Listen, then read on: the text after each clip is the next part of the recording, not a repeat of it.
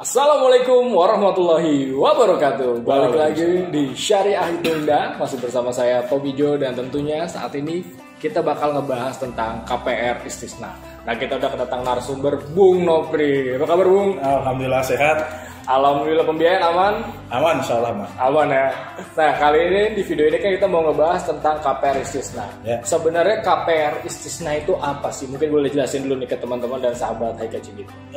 Baik, terima kasih Mas Tommy. Untuk penjelasan KPR Istisna sendiri adalah KPR Istisna adalah pembiayaan yang diberikan oleh pihak bank. Oke. Di sini pihak bank kita ya BPRS kepada calon konsumen untuk memenuhi kebutuhan kepemilikan rumah. Kebutuhan kepemilikan rumah, berarti calon nasabah datang ke bank ya untuk memesan rumah ya. Jadi ada dua skema yang kita pakai dalam KPR syariah kita, produk kita sendiri, itu dengan skema akad istisna dan skema akad murabahah. Jadi ada dua ya, ada jual beli dan juga tipe pemesanan. Siap, betul. Gitu. Nah, untuk berarti kan nasabah pesan nih ke bank. Nah, dari bank itu nanti pesan lagi kemana tuh? Nanti kalau untuk alurnya, jadi calon konsumen atau calon nasabah ini akan memesan satu unit rumah kepada pihak perbankan. Baik. Nanti dari pihak perbankan yang akan melakukan order kepada developer atau kontraktor untuk dibangunkan rumah sesuai dengan pesanan si calon konsumen tersebut. Sesuai dengan calon konsumen ya. Berarti kalau dari prinsip syariahnya sudah masuk dengan syariah ya? Ya, itu sesuai dengan prinsip akad skema akad istisna ya. Istisnanya ya. Baik. Nah, untuk sahabat atau teman-teman Haika Cibitung nih yang mau pengajuan itu persyaratannya untuk perorangan itu apa aja sih, Bung? Jadi ada beberapa syarat yang harus dipenuhi untuk proses pengajuan pembiayaan KPR Istisna ini kepada kita. Yang pertama itu kalau profilnya itu karyawan swasta, ya, penghasilan tetap. Yang pertama itu tentunya legalitas diri, data-data diri. Kayak fotokopi KTP, KTP, kakak, buku nikah, kartu keluarga, gitu surat ya. nikah, fotokopi NPWP. Dan untuk legalitas pekerjaannya seperti surat keterangan kerja asli, slip gaji 3 bulan terakhir, rekening koran yang bank payrollnya posisi 3 bulan terakhir, dan kopi SPT 21-nya. SPT 21-nya untuk pajak ya. Pajak.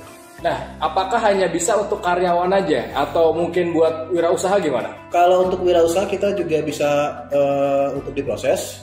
Berarti untuk masuk ke dalam kategori non fixed income ya. Ya. Jadi kalau untuk wirausaha kita akan mintakan surat izin usahanya. Surat siupnya ya. Siupnya, seminimal-minimalnya siupnya dikeluarkan oleh kelurahan atau desa setempat. Kelurahan atau desa. Nah, nanti untuk dilengkapi juga untuk laporan keuangannya. Tapi kalau untuk yang skala mikro atau kecil gitu kan biasanya nggak ada laporan keuangan. Biasanya kan berantakan tuh, maksudnya hanya pakai buku catatannya itu gimana tuh, Bung? Nanti kita akan susunkan asal ada dasarnya, yaitu kita ambil dari pembukuan mereka masing-masing. Biasanya kan ada dicatat ya. Yeah. Pembukuannya seperti itu dicatat, nanti kita susun laporan keuangannya seperti apa, nanti usahanya akan kita survei juga. Langsung disurvei ya. Survei. Kalau usahanya itu masuk ke rekening, transaksinya itu kita akan mintakan juga kopi rekening korannya. Itu 3 bulan terakhir atau 1 tahun terakhir untuk rekening koran? Cukup 3 bulan terakhir aja. Cukup 3 bulan terakhir ya. Yeah. Nah, kalau tadi kan untuk persyaratan kan ya standar lah untuk pengajuan kepemilikan rumah ya. Betul. Nah, untuk marginnya ini apakah bersahabat, tidak perlu disebutkan rate-nya? Kalau untuk margin yang jelas kompetitif lah. Kompetitif ya. Sangat bersahabat. Nah, untuk SLA-nya atau jangka waktu proses dari awal pengajuan nih sampai bisa ditempatin lah, itu SLA-nya berapa lama sih? Kalau kita punya ketentuan SLA itu namanya 151 namanya. 151. Kalau ya itu apa tuh artinya 151 itu? Satu hari pertama itu kita terima berkas lengkap ya. Berkas lengkap ya, data lengkap. Dan 5 hari prosesnya. Mulai dari proses wawancara, verifikasi data, sampai proses analisa itu 5 hari. Oke. Dan satu terakhirnya itu adalah bank akan mengeluarkan surat persetujuan. Surat persetujuan antara cair atau tidak gitu ya, surat keputusan cair dan tidaknya. Nah, berarti sebenarnya kan secara sistemnya itu BPR Haika Cibitung itu prosesnya cepat ya, asalkan datanya lengkap. Siap, betul. Karena 1 hari itu difokuskan untuk kelengkapan data persyaratan dari calon konsumennya, betul ya? Gitu. Nah, untuk kepemilikan rumah atau KPR Istisna di BPR Haika Cibitung ini rata-rata rate-nya dari rumah harga berapa sampai berapa, Bu?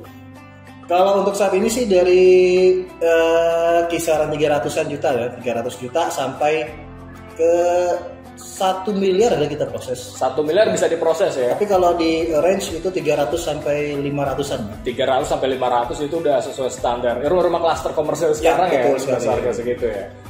Nah, untuk kira-kira yang mau pengajuan calon nasabah ataupun sahabat-sahabat TKJ Bitung itu bisa mungkin datang kemana kalau di Bekasi? Kalau untuk kita ada beberapa cabang. Kalau untuk di Kayu Ringin sendiri itu kantor pusat kita. Di kantor pusat operasional ada kita di Kayu Ringin. KPO ya. Di KPO. Ya. Sedangkan ada cabang lagi di Cibitung. Di Cibitung. Kantor cabang Cibitung itu di depan Pasar Induk Cibitung. Depan Pasar Cibitung. Untuk ada daerah di Bandung kita ada juga proses KPR dan di situ. Itu di kantor cabang Bandung ya. Caringin ya. Pasar Induk Caringin ya. Di Purwakarta kita juga ada, di Ciamis dan Sukabumi juga ada. Oh, berarti setiap kantor cabangnya itu bisa memproses untuk pembiayaan KPR Istisna ini? Bisa. Nah, oke nih, menarik banget. Kalau seandainya nih teman-teman itu minimal berpenghasilan berapakah untuk bisa melakukan pengajuan? Itu kan biasa jadi pertanyaan nih. Yeah. Kira-kira gaji saya ini cukup gak sih untuk bisa melakukan pengajuan KPR Istisna atau kepemilikan rumah ini? Jadi dalam prosesnya kita akan melihat take home pay. Take home pay kalau ini kita berbicara fixed income dulu. Take home pay-nya kita lihat gaji yang masuk ke dalam rekening berapa, terus kita rata-rata dapatlah itu namanya kemampuan angsurannya. Kemampuan angsurannya ya. Dari kemampuan angsurannya atau dalam istilah bank namanya repayment capacity atau RPC ya. Kita akan lihat juga angsuran pihak bank lain. Yep. Kita lihat dari slik OJK-nya, apakah dia ada angsuran pihak ketiga atau pihak bank lain yang kurang lancar ya. Nanti itu akan kita kurangi sebagai pengurang dari kemampuan angsurannya. Oke. Itu biasanya kita ambil 45%-an dari gaji. 45% dari gaji ya. Setelah dikurangi dengan angsuran pihak lain. Jadi setelah dikurangi deh. Ya. Nah, jadi mungkin penghasilan 5 juta ya masih dapat lah rumah-rumah 200-300 jutaan lah ya. Ya. Bisa. Nah, kalau seandainya ada nasabah datang nih ke kantor pusat ataupun ke kantor cabang untuk pengajuan, ya, seandainya konfirmasi atau konsultasi dengan Bung Nopri nih, Bung, saya mau kepemilikan rumah nih, cuma saya masih belum tahu di mana. Dari bank bisa memberikan referensi atau seperti apa? Oh, bisa. Ada beberapa developer juga yang sudah kerjasama ya, melakukan kerjasama dengan kita. Jadi developer yang akan melakukan akad pembiayaan istisna itu merupakan developer yang sudah kerjasama dengan kita.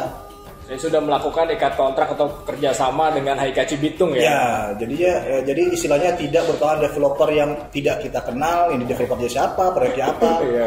Tapi developer yang sudah kita kenal, punya track record bagus terhadap proyeknya, dan mempunyai respon yang baik di pasar biasanya seperti itu. Oke, jadi sudah lengkap banget. Kalau nanti bagi yang masih penasaran mau tanya-tanya tentang KPR Istisna ini dari produknya BPR Hikachi Bitung ini seperti apa, nanti nomor Bung Nopri boleh taruh di kolom deskripsi ya? Boleh lah. Dan juga mungkin nomor-nomor AO dari kantor-kantor cabang nanti bakal kita taruh. Boleh. Oke Bung Nopri, thank you banget atas informasi tentang KPR Istisna. Oke sahabat Hikachi Bitung, kalau emang suka dengan video ini boleh di like, komen, dan subscribe juga. Jangan lupa boleh di-share ke media sosial teman-teman juga. Saya Tommy Jo dan Nopri pamit. Assalamualaikum warahmatullahi wabarakatuh. Waalaikumsalam warahmatullahi wabarakatuh.